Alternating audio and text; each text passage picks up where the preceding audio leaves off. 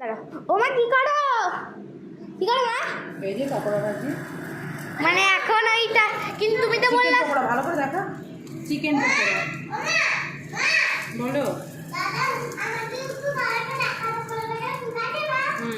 এখন দেখিয়ে দেবো পুচকিকে দেখা এই যে পকোড়া ভাজছি কদিন ধরে বায়না করছে পকোড়া খাবো তারপর আজকে একটু বানিয়ে আর বাড়িতে কটা চিকেন পড়েছিল তা দিয়ে বানিয়ে দিল।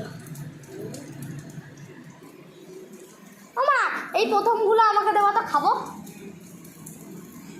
তোমাদের জন্যই তো ভাজছি কতগুলো হবে? অনেক হচ্ছে এই যে অনেকগুলো খাবো। আর যেটুকু ঝোল বেঁচে যাবে লাস্টে ওইগুলো নর্মাল পকোড়া বানিয়ে দেবো। এতে ঝোল কোথায় পাবো না যেটুকু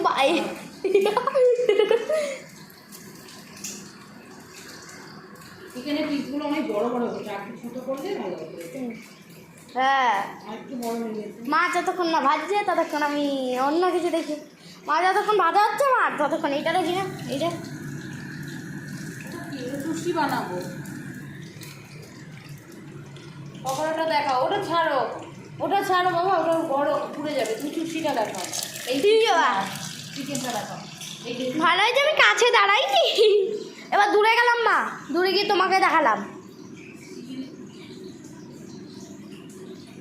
এরকম তো আন্টির একটা আছে রে। আরে আমার এই আন্টি গলবির মা এটা একটা নাইটি আন্টির কাছে আছে দেখেছো? হ্যাঁ হ্যাঁ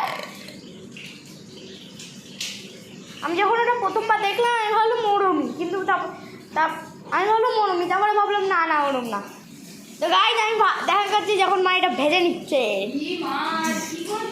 ঠিক আছে মা ঠিক আছে গাইজ আমি মা যতক্ষণ না এইগুলো ভাজছে ততক্ষণ আমি অন্য কিছু কেটে নিই।